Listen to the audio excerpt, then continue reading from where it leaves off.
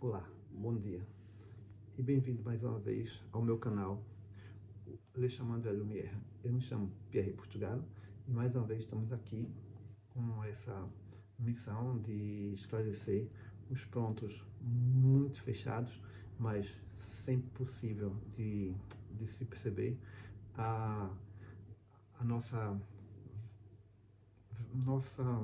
relação direta com o mundo espiritual. Porque a cada vez mais o que eu percebo é que as religiões, infelizmente, elas, devido à chegada também da inteligência artificial, então a religião está a se resumir em ler versículos e capítulos da Bíblia ou em missas, dando a deixar a impressão de que o contato com o mundo espiritual é ineficaz e mesmo inexistente, que na verdade não é nada disso. Muitas vezes, pessoas que não conseguem perceber o que se passa a nível espiritual, quando tem uma família, um parente doente, por exemplo, que vai à igreja e vai rezar, pedir a Deus para ajudar na cura de um ente querido que está a sofrer, essas pessoas, ao orar, e muitas vezes não compreendem e não vê a resposta imediata, acredita que é porque Deus, estando Jesus no céu, não ouve as suas preces. Na verdade, eu só digo que não desista, continue a orar, só que mudar o foco, porque quando oramos para Jesus, para Nossa Senhora ou para Deus, não interessa, não importa que santo seja, na verdade estamos pedir quando oramos, os amigos espirituais que estão naquele sítio, naquele lugar, numa igreja ou num templo, não interessa,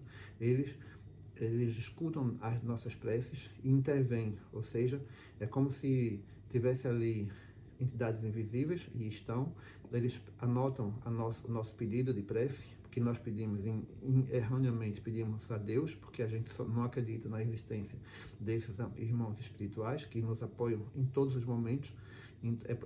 Esse meu principal trabalho, é fazer perceber que os espíritos estão ao nosso serviço, ao nosso apoio e a nos ajudar. E cada um tem o encosto que merece. Portanto, o que é que acontece? Os amigos da luz, os amigos espirituais anotam os pedidos, vão ao hospital onde está o nosso ente querido e vão verificar como pode ajudar a recuperar a sua saúde. É assim que funciona, enquanto nós pensamos erradamente, porque não temos conhecimento do mundo espiritual, pedimos a Deus, a Nossa Senhora ou a Jesus, que na verdade é tudo desviado. Então, hoje no nosso aprendizado, a gente vai fazer um pequeno estudo sobre a Revolução Francesa na luz da espiritualidade, ok? Peço que me acompanhe e vamos tentar trocar por miúdos esse conhecimento, que tudo tem a ver para desfocar a necessidade de quando não importa, aqui nós não falamos de religião nem contra nem a favor. Não sou contra nem a favor da religião, cada um tem o que merece, tem a fé que merece. Portanto, aqui nós temos, durante toda a história humana, a espiritualidade esteve sempre presente como um guia atento, mas invisível, a nos auxiliar no rumo a toda a história. Sempre a espiritualidade esteve presente. Para fazer uma análise mais profunda, faremos uma pequena viagem para trás na história, para verificar alguns pontos interessantes de qual houve a intervenção espiritual, mas infelizmente pela ignorância e pelas trevas em que vivíamos em tal altura, não foi possível identificar que na verdade tratava-se de uma intervenção espiritual, mesmo que mais singela, mas sempre presente. Por exemplo, mas teve acontecimentos que eu vou falar que foram drásticos, foram catastróficos para a humanidade, no qual houve muito sofrimento e dor, de injustiças feitas por tiranos e pessoas que não se preocupam com a dor do próximo. Passamos, por exemplo, se ao descermos no tempo, a gente pode passar pelas as duas bombas que foram soltas lá em Hiroshima e Nagasaki, onde morreram perto de 210 mil pessoas. Em seguida tivemos a Segunda e a Primeira Guerra Mundial, onde morreu mais 100 milhões de pessoas. Impressionante. Depois, ao descer mais um bocadito, nós passamos pela Revolução Francesa, onde morreu bastante pessoas, e depois continuamos a descer na história e vamos, por exemplo, para o ano de 1400, onde foi travado, onde morreu bastante pessoas, com a Guerra dos 100 Anos, onde nessa Guerra dos 100 Anos nós tivemos uma atuação muito interessante de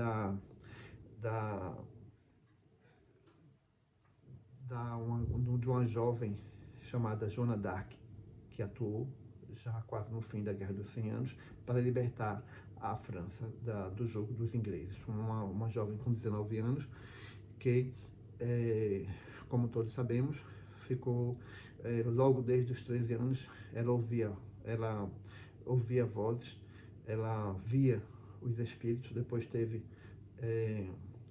contato com o Anjo Miguel, e depois ouviu as vozes de Santa Catarina e Santa Margarida, que ajudou, que incentivou ela a lutar do lado dos franceses e a libertar a França.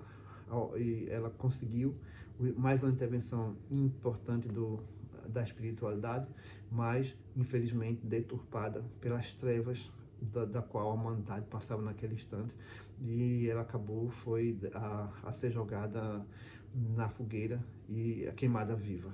Ou seja, os espíritos que sempre esteve presente na nossa história, mal interpretado, assim como hoje é mal interpretado. A única diferença é que as pessoas não vão para a fogueira, senão iria na mesma. Porque as trevas que nós estamos só mudou o palco de eventos, mas as pessoas ainda continuam com a selvageria muito grande, mas os acontecimentos históricos hoje não permitem, felizmente, que metam pessoas na fogueira. Então, nós saímos, Joana d'Arc muito nos ajudou, muito conseguiu contribuir para que os franceses ganhassem a Guerra dos 100 Anos, e nós descemos mais abaixo da história e vamos ter um outro evento no qual houve intervenção espiritual, independente de religião. Aqui nós não falamos de religião, nem de bem e de mal, só estamos a falar dos eventos que aconteceu. A intervenção espiritual aconteceu mais uma vez lá, 1000 anos antes, agora, porque a Joana d'Arc aconteceu no ano de 1412, aproximadamente, 1429, por aí, e 37, e Constantino foi no ano de 337 anos na era cristã, ou seja, 1000 anos antes. Implica dizer que a humanidade esteve nas trevas cristãs, nas trevas da religião cristã, durante 1000 anos, sem nada de novo acontecer no palco de eventos. Apenas guerras entre famílias, porque as guerras eram, por exemplo, a guerra entre a Inglaterra e a França era guerra de famílias, entre primos, entre irmãos, entre filhos, entre pai, era a guerra do poder. Portanto, durante 1000 anos, entre Constantino e a Guerra dos 100 Anos, durante 1000 anos, o mundo viveu em bárbaras guerras, a morrer e a matar, e sem nada evoluir. Então, de tempo em tempo, a espiritualidade avança. Como nós estamos a descer no tempo, nós descemos ainda mais um pouco, nós descemos depois de Constantino, passamos por Saulo. Saulo foi mais uma intervenção espiritual, no qual nós já sabemos que ele disse aquela célebre frase, né, que nós conhecemos, que é: Saulo, Saulo, por que me persegues? Onde ele se curvou a reconhecer o Cristo, a existência da realidade de Cristo, e chegou mesmo a mudar de nome quando ele ficou cego e mudou de nome para Paulo. E descemos mais um pouco na história e chegamos no ano 0, onde temos o grande evento muito esperado, que foi o nascimento de Jesus, onde a espiritualidade mais uma vez interviu de forma grandiosa a ter uma assistência na chegada do Cristo, na entrada dele no planeta, ser recebido durante os seus milagres, já na idade adulta, de 3 anos, e onde ele foi assistido, lógico, numa logística muito boa para os seus milagres. E o Jesus ele veio com a missão de libertar um grupo de indivíduos, de pessoas que estavam presos numa roda de reencarnações que pareciam intermináveis, e com essa ajuda Jesus conseguiu libertar esses indivíduos. Ele deixou uma mensagem de amor, de paz, de humildade para a humanidade, da qual chega-se até os dias de hoje. Jesus Cristo não veio para salvar a humanidade, como é dito pelas religiões. Ele veio com aquela missão para aquele momento, para aquele povo, e depois ele partiu na sua ascensão, para que seguisse o seu caminho, a sua missão. Ele também não é, como é dito, o governador da terra. Não é o governador da terra, Jesus. Quem elegeu Jesus nesse cargo de governador, sem ir a voto, sem nada, somente elegeu Jesus como governador da terra, acho que não está muito bem ver a grandeza da missão do Cristo. Não está a ver.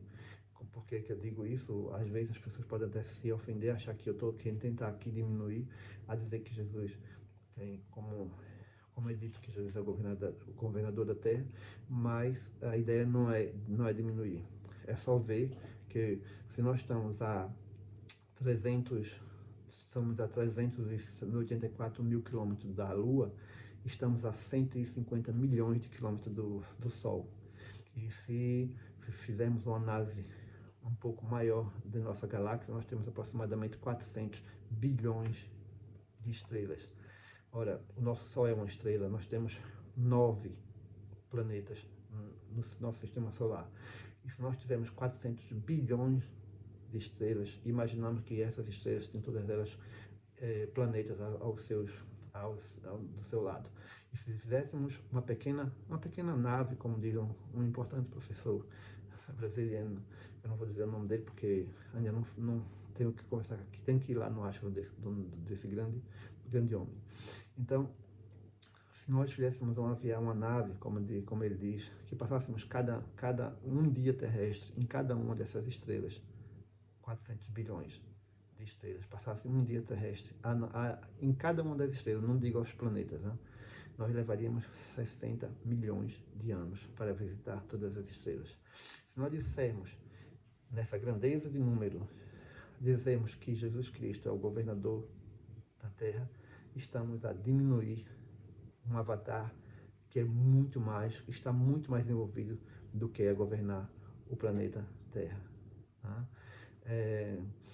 Isso contradiz muito e muitas pessoas não gostam, mas a ideia do meu trabalho não é diminuir, é só mostrar a grandeza e que nós, agora com a chegada da inteligência artificial, nós temos que trabalhar em outro patamar, o patamar de mostrar que o espírito ele existe e nós temos que relacionar. Agora, aí vai nos facilitar a vida.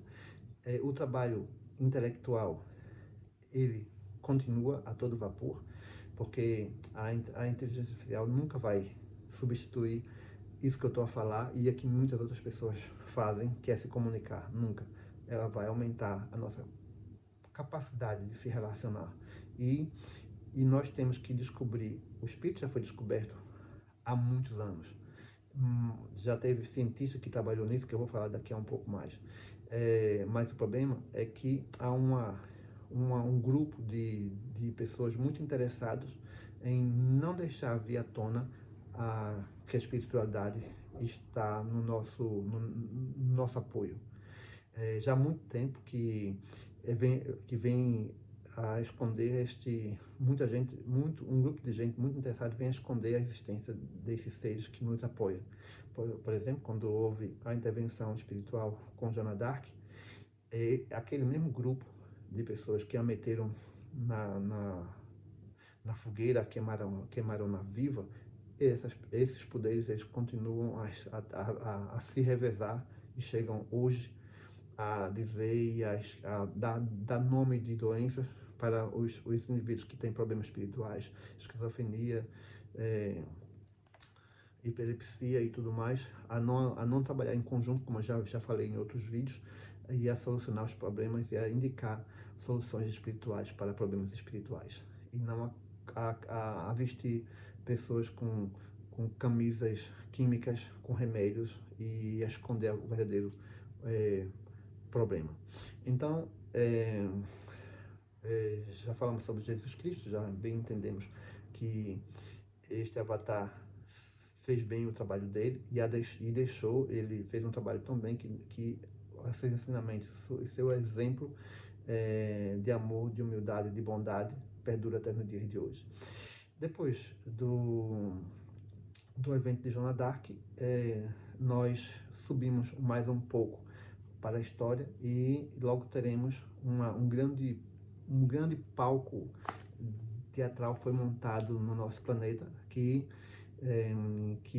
a partir dessa peça teatral mudou os contornos da nossa história, que é justamente a Revolução Francesa.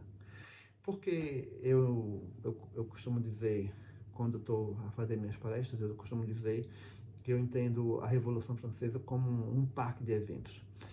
Porque, repare mesmo, Maria Antonieta, eu normalmente falo desses três como Maria Antonieta, Luís XVI e Maximiliano Robespierre.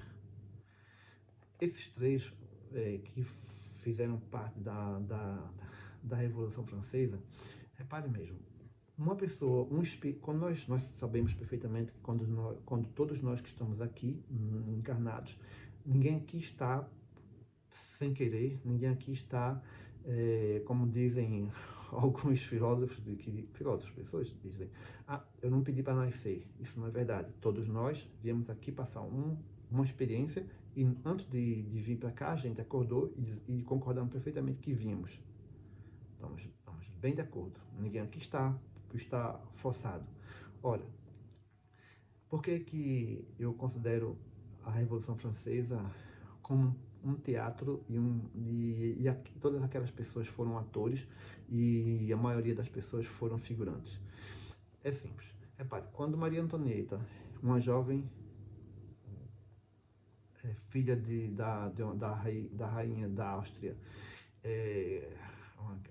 a mãe teve 14 filhos e ela era uma das garotas que vivia, que era da família dos Habsburgos e ia ser uma das rainhas e calhou de ser a rainha da França.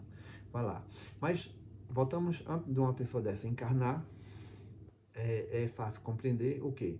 Que antes dela aceitar vir, ela sabia para onde vinha, que ia ser uma princesa e que essa princesa ia viver essa missão e que ia ser a rainha da França e que no fim ela ia ser guilhotinada.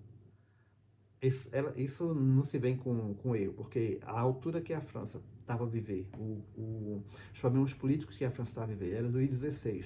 Luís XVI, filho do Luís XV, claro, a França já tinha saído estava num buraco econômico enorme, porque apoiou os Estados Unidos na Guerra da Independência, que o Luís XV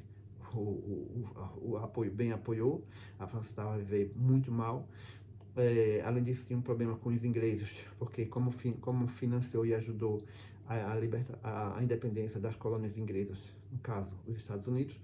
E além disso, os soldados que foram enviados para os Estados Unidos para apoiar na guerra, todos os soldados tinham já sentimentos iluministas, então, claro que quem ia encarnar nesse período, como reis, sabia perfeitamente que iam ser guilhotinados, ou seja, eram atores que vinham com o palco de eventos. E dando a da clareza a isto, e que não há aqui enganos, é que, repare, se formos olhar, lembrar do dia que Luís XVI, perdão, foi guilhotinado, hoje em dia, hoje no nosso dia, se alguém disser assim, olha, você vai ser degolado, a pessoa não vai com aquela calma que ele foi para o cadafalso, isso é certinho, direitinho, não ia, como se fosse mesmo alguém que dizia, bom, chegou o momento, olha, já que fiz meu papel no grande teatro, agora chegou a minha vez de, pronto, tenho que partir, vou partir desse jeito, mas eu já sabia. Isso, no caso da Maria Antonieta, por exemplo, é bem claro ver, por exemplo, o comportamento dela. Ela saiu da Áustria, quando chegou na fronteira da Áustria com a França, foi obrigada a trocar de roupa, ficar nua e vestir uma outra roupa. Tudo que era dela na Áustria ficou para trás. E mesmo o cãozinho de estimação que ela tinha, voltou e ela entrou na França sem nada do que ela tinha. Pronto. E quando entrou na França, a Maria Antonieta, ela aproveitou o máximo possível enquanto pôde. Festas, a pompa, comprou tudo que queria, tudo mais alguma coisa, fez moda, tipo de cabelo, festa todos os dias, teatro, desfile de modas em Versalhes, comprou tudo que mais alguma coisa, ela aproveitou tudo que pôde, enquanto pôde, dando clareza absoluta que estava a aproveitar o que veio fazer, que foi participar desse teatro, nesse palco.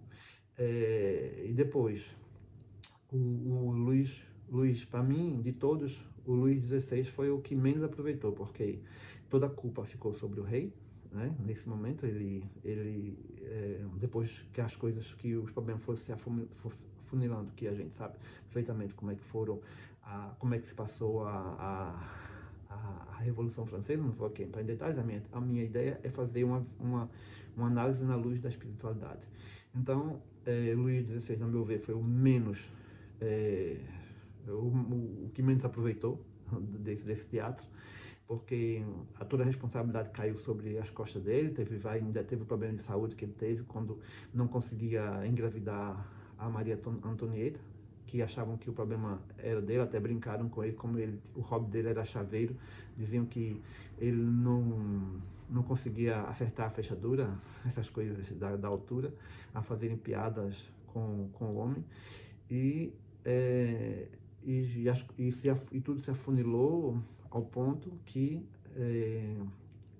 ele, como bem parecido foi no momento do dia da sua execução na guilhotina, ele simplesmente foi levado tranquilamente, desceu da carruagem, subiu, tentou fazer um discurso para o povo, mas que esse discurso foi calado, não foi calado, mas os tambores começaram a bater alto para que o povo não escutasse a voz dele, que ele queria dizer palavras do tipo que eu vou morrer, mas para a liberdade do povo, um discurso para justificar as atitudes que pareciam medíocres que ele teve durante seu reinado. E depois subiu ao cadafalso, foi posto em posição de perder a cabeça, e pronto, como alguém que sabia qual é o seu papel nesse teatro. A mesma coisa podemos deixar claro em relação a Maria Antonieta, igual. Ela, depois que curtiu a beça, a sua passagem por Versalhes, na qual foi muito odiado, né? Primeiro porque não é porque muita gente tenta dizer que como ela era imigrante na França, mas não é bem isso, porque o contexto político naquela altura não era nada favorável. A Áustria já tinha estado em guerra com a França e no contexto do momento ia invadir a França numa guerra que era clara que ia existir, né? Depois que nós tivemos o problema depois com Napoleão Bonaparte, né? Que continuou a história. Então o povo não gostava da Maria Antonieta, era odiada, ainda mais porque no contexto que se passava, os gastos que ela fazia para aproveitar bem sua passagem, e enquanto o povo passava por dificuldades, já passava muito tempo com os problemas é, do, da neve, da falta de produção alimentar, de falta de comida, de trigo e tudo mais. A França passou por um momento climático muito difícil, ainda mais, e a senhora não economizava muito não economizava nada nos seus custos, nas suas compras, comprava joias, comprava tudo e mais alguma coisa, como eu já disse, e o povo odiava a Maria Antonieta, e disseram que ela disse aquela célebre frase, mas outros historiadores já diz que ela não disse a frase nenhuma, que é se o povo... Essa história aconteceu num jantar de qual as pessoas, como ele dizia, que o povo reclama, que está havendo uma revolta, o povo não tem o que comer, o povo não tem pão, e ela disse naquela altura que se o povo não tem pão, coma brioche, mas há quem diga que não foi nada disso, que essa frase foi tirada de um romance, porque eles viviam naquela altura no iluminismo, e foi parte de um romance, e as pessoas aproveitaram essa frase para empregar e dizer que foi a senhora que disse, e na verdade ela não disse. Bom, não interessa. A frase, a frase alguém disse ou escreveu, não sei. De toda forma, ela, como um participante da peça, ela subiu ao cadafalso tranquilamente. E por isso que eu acho interessante, porque se fosse qualquer um de nós hoje que fosse ser guilhotinado, o indivíduo começava a espernear, a gritar, a desmaiar, a chorar, a berrar, e não ia com aquela tranquilidade para o cadafalso ser guilhotinado. E depois, a continuar a falar do terceiro participante, não estou a desprezar os outros, Marat, Dalton e Danton e os outros, não estou desprezando nenhum deles, todos eles foram importantes, mas eu falo desses três porque tem particularidades entre eles. Por exemplo, o outro é Maximiliano Robespierre, um advogado provinciano de Calais, Arras, lá. Logo no início, uma vez o rei visitou Paris, e ele tava na frente lá, viu o rei passar e recitou, ainda jovem, um jovem estudante, recitou um poema para o rei, a elogiar sua majestade e tudo mais, pronto, como um estudante. Ironicamente, esse mesmo estudante, foi ele que ordenou que o rei fosse guilhotinado. Esse jovem advogado, brilhante advogado, Maximilien Robespierre, que vem de uma família muito problemática, onde o pai abandonou a família, ele teve que ficar só, tomar conta das irmãs, foi praticamente o tutor das irmãs, a trabalhar cedo e isso e aquilo, mas se destacou no trabalho como advogado, um advogado brilhante em Calais, Arras. E o que acontece com Robert, ele era tão brilhante que uma vez, eu recordo, quando eu estava a estudar, ele uma vez teve um problema com um vizinho, um cliente dele que entrou na justiça porque esse vizinho pôs um para-raio e os vizinhos achavam que esse para-raio traria para a vizinhança a revolta de Deus e onde poderiam morrer todos, e entrou-se na justiça para que ele tirasse o para-raio. Bom, ele foi advogado da pessoa que se sentia injustiçada, e ele era um advogado que tinha muito era o chamado incorruptível, fazia tudo pelo direito, mas ganhou muito destaque com o seu discurso e foi para Paris ser advogado, e depois ganhou muito destaque, chegou mesmo a se eleger deputado. E durante a convenção ele cresceu, ganhou destaque e chegou a ser mesmo o líder da convenção. Depois ganhou destaque nos jacobinos, a chegar a ser praticamente o único, o, o indivíduo que mandava em tudo. Pronto. Ganhou destaque, ser único, e depois passou a ser o chefe de todos. Derrubou e eliminou os adversários, que eram os girondinos. Como nós sabemos, os girondinos era o grupo de direita e os jacobinos de esquerda, como nós sabemos. Um sentava à direita e outro sentava à esquerda, que é onde dá o nome, por isso a Revolução Francesa, eu já disse isso no meu outro vídeo, a Revolução Francesa tem essa importância na história da humanidade, porque onde temos em todos os lados, esquerda e direita, na verdade o que se passou na convenção onde se sentavam uma direita e outra esquerda. Olha, depois, para destacar a importância que deu o Maximiliano Robespierre à sua pessoa, ele liderou e mandou matar mas muita gente na guilhotina. A guilhotina, apesar de não ter sido inventada por ele, mas foi ele que instituiu a guilhotina na França, que matou o rei, a rainha, muitos adversários, mas muita pessoa morreu. Não foram 100 nem 200, foram milhares de pessoas que morreram na guilhotina, a mando do senhor Robespierre. Ele ficou tão importante que ele mudou o calendário francês. Eles mudaram, né? No caso, não foi só ele, foi dentro da Revolução, mudou o calendário. Ele teve mesmo a ideia ele mandou prender muitos dos membros da religião católica foram presos, outros mortos. Na altura, os túmulos dos antigos reis foram exumados, tudo para acabar e aniquilar tudo que era do passado, das religiões, dos reis e tudo mais. Depois, ele ele entendeu que devia mudar a religião e criou o Ser Supremo. E imagina quem era o Ser Supremo? Quem era? Era ele.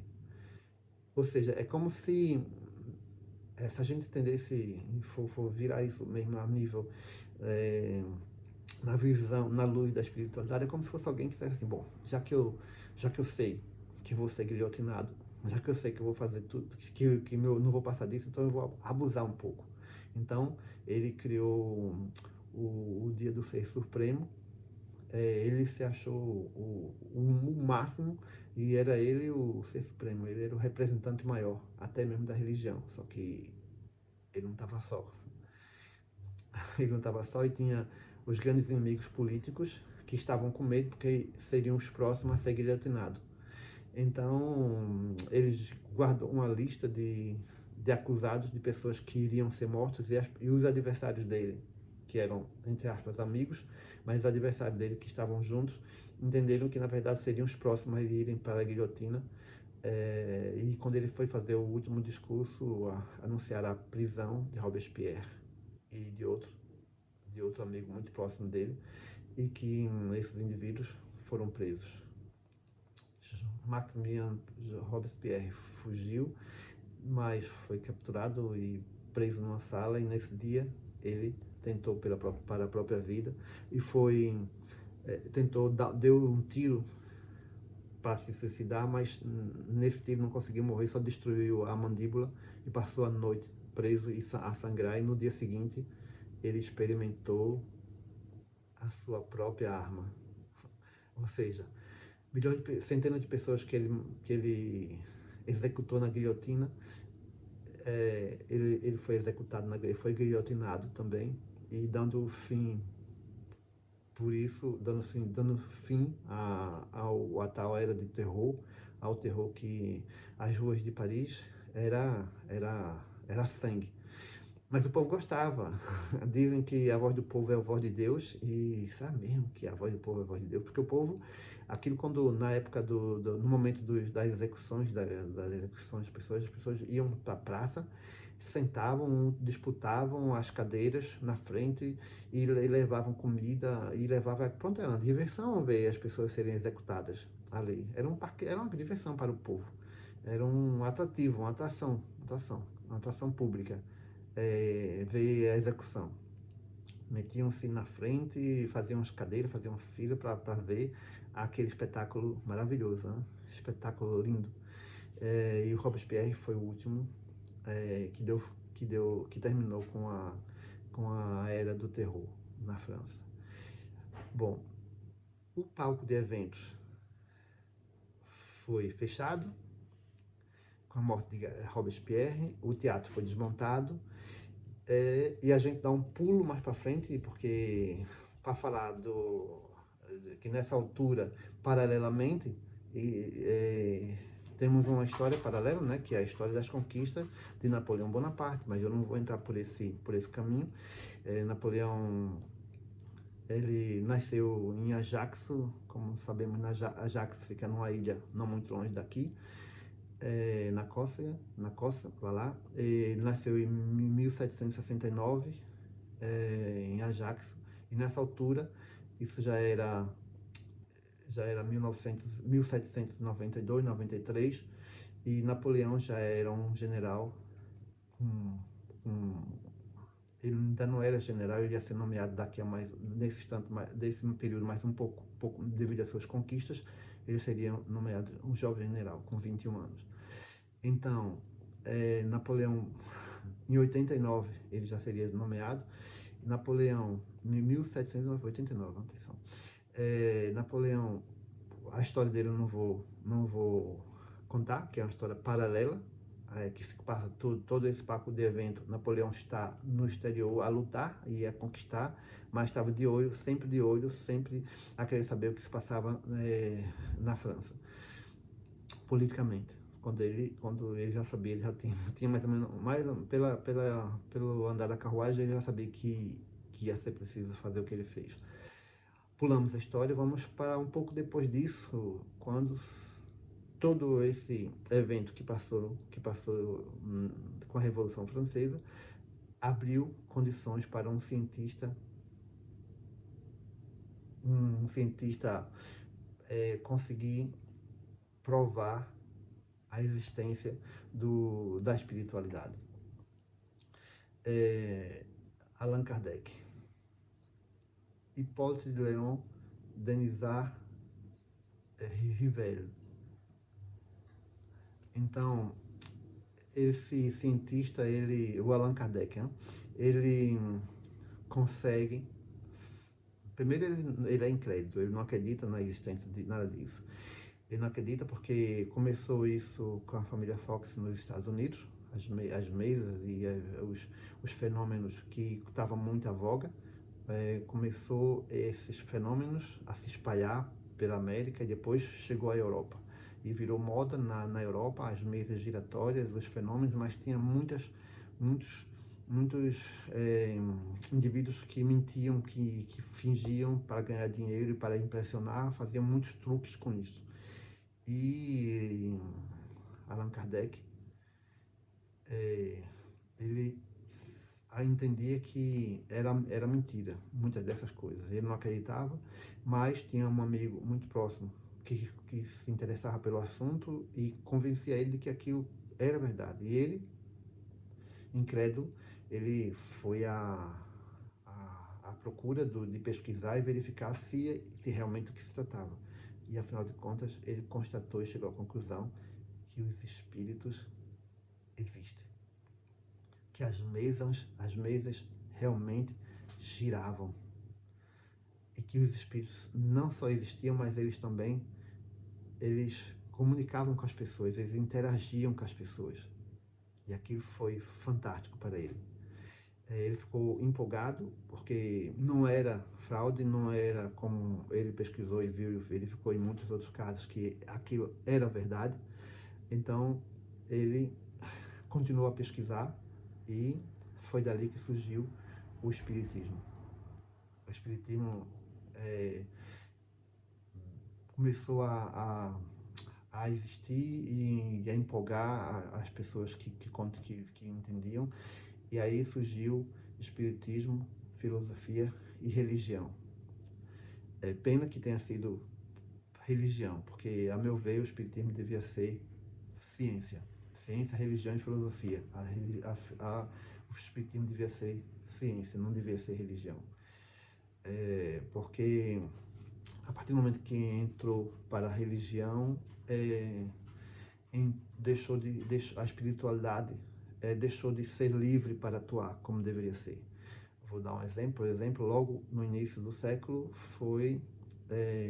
teve logo um choque com a Umbanda, porque os espíritos na França, o Brasil estava a viver um período de grande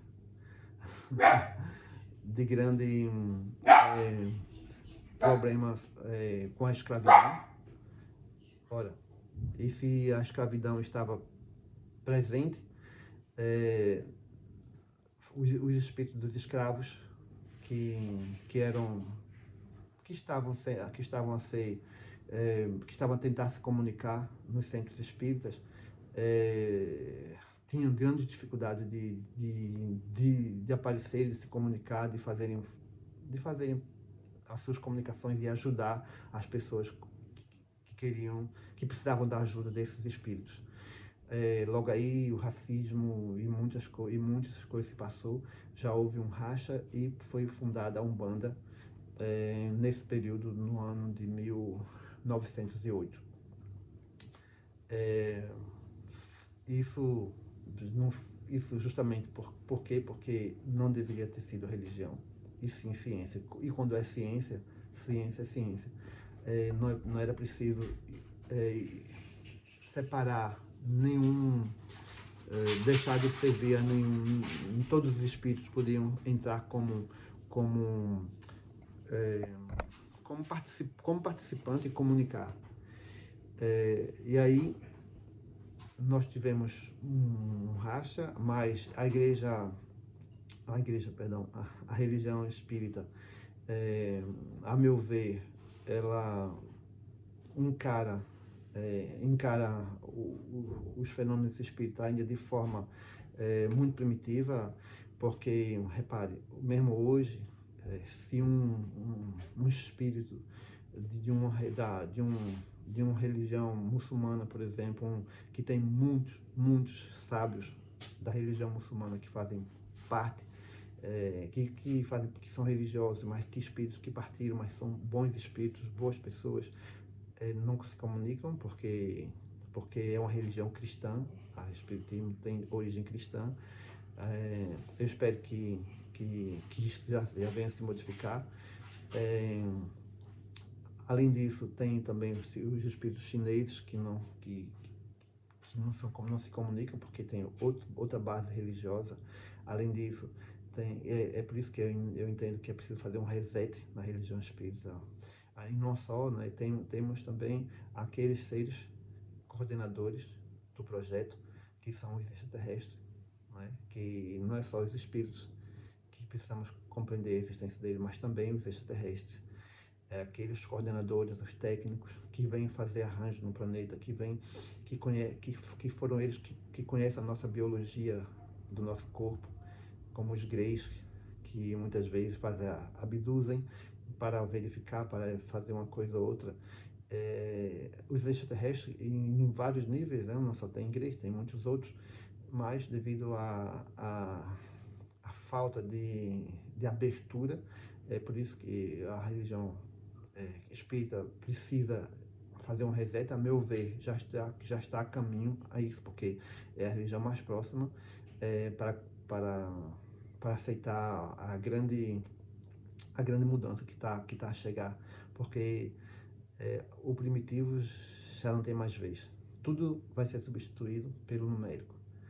Falar em versículo, capítulo, e o que se passou com Abraão, com Isaac, com Jacó, com João, com Mateus, com Lucas, né? Isso tudo eu posso meter ali na minha inteligência artificial e pedir para ela narrar vários versículos da Bíblia.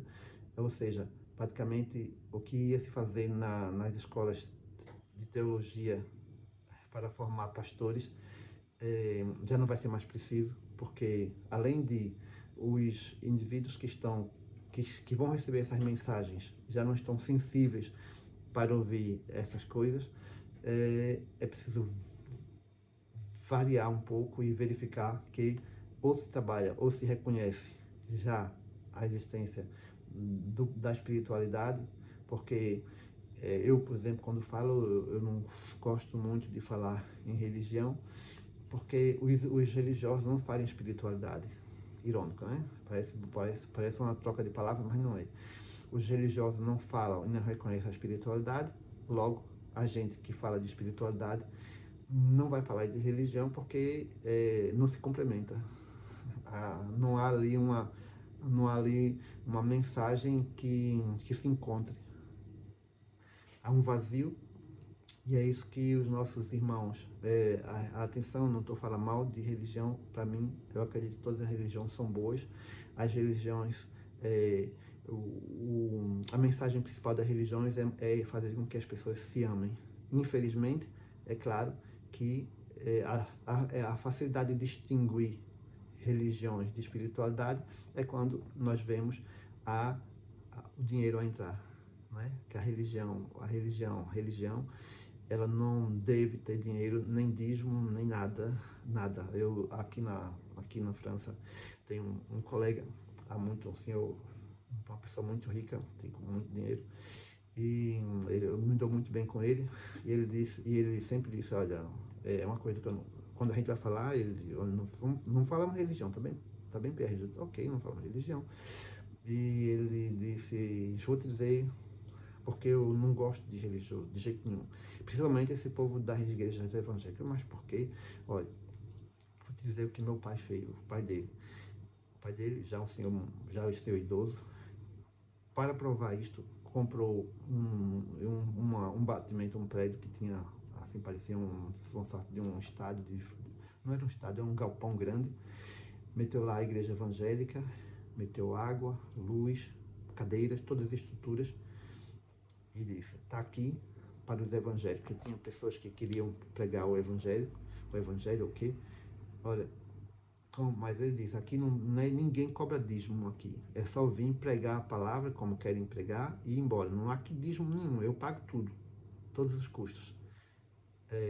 E os apaixonados pela Bíblia, apaixonados pela religião, por ajudar, por pregar a palavra, não apareceram, amigo.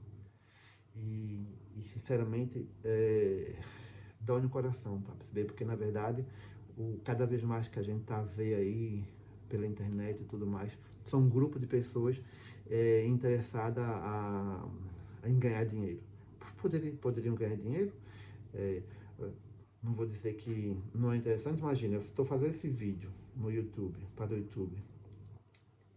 Eu não vou ganhar dinheiro com isso, mas não é que eu não queira, eu gostava que o YouTube me pagasse, mas não gera.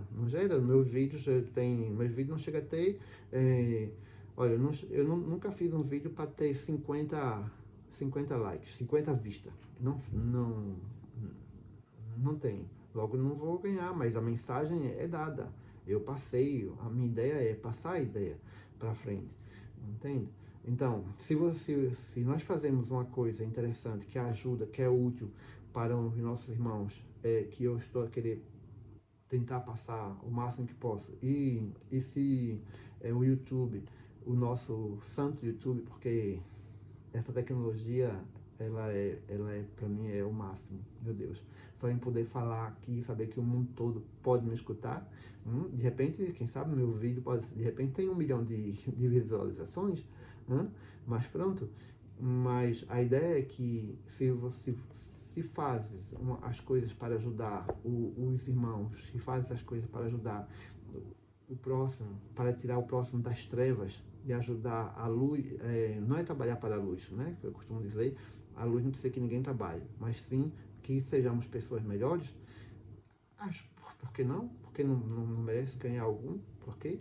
Merece ganhar algum, mas não enganar e a exigir os 10% de pessoas que não têm nem o que comer, porque o YouTube, toda vez que uma pessoa passa, como meu vídeo agora tem perto de 50 minutos, passa 50 minutos a olhar meu vídeo, o YouTube tá a ganhar com aquilo, então ele pode me pagar. Agora, forçar pessoas que não têm nem o que comer, que deixa de pagar uma renda, que deixa de pagar, de dar comida aos seus filhos para pagar o dízimo, isso é vergonhoso e não é humano. Mas pronto, também não é por aí, não é esse a mensagem de hoje. A mensagem de hoje é justo entender que todos os eventos que se passam, a humanidade, a espiritualidade está de olho, está a ver, e mesmo quando nós estamos